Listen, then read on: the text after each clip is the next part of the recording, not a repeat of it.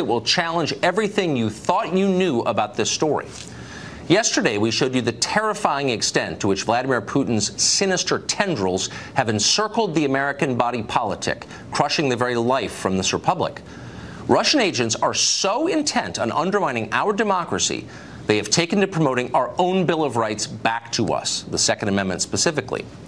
Now, we'll admit we're not exactly sure how that's bad, but Adam Schiff has assured us that it is. And because Schiff is a prominent member of Congress and often appears on cable news, we believe him. Now tonight we've learned that the foreign subversion goes even deeper than that. The Russian conspiracy is so subtle, so crafty, such a bewildering Slavic hall of mirrors, that the very people warning us about Russia are in fact key players in the Russian conspiracy. The leaders of the witch hunt are witches. Sound impossible? Listen to this. Last year, the Director of National Intelligence released the definitive report on Russian propaganda efforts in this country. The main focus of that report was the Russian cable channel RT America, which is funded and controlled by the Putin government. In the words of our intelligence community, RT engages in, and we're quoting now, anti-U.S. messaging likely aimed at undermining viewers' trust in U.S. democratic procedures, end quote. Our government considers RT so dangerous that the channel has been forced to register as a foreign agent. RT employees who fail to register could face prison time. No outlet in this country has ever been forced to do that. RT is a sinister place.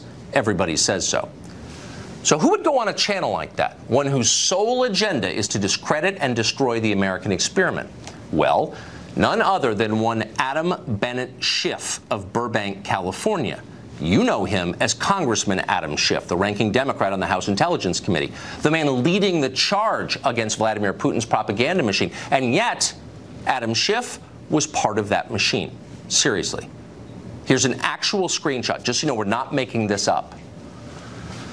Though his office refused to confirm it tonight, we can assure you that that is indeed Adam Schiff, the one and only. In our appearance that our producers reviewed, Adam Schiff's appearance, Schiff seemed to promote conspiracy theories about the U.S. government, suggesting that the men and women who lay down their lives to keep us safe may be twisting information for their own purposes. Here's a quote.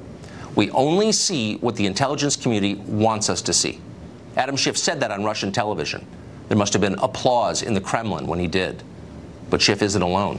Congressman Jim Himes of Connecticut also appeared on Vladimir Putin's cable channel. In one appearance, Himes said this about our men in uniform and their civilian leaders, quote, "The invasion of Iraq, I would argue, the great American foreign policy mistake of the century." Well, in the background, you could almost hear Vladimir Putin cackling with glee.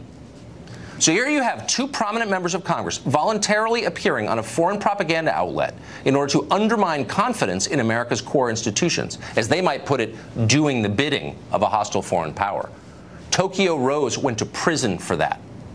Now, we're not suggesting prison at this point.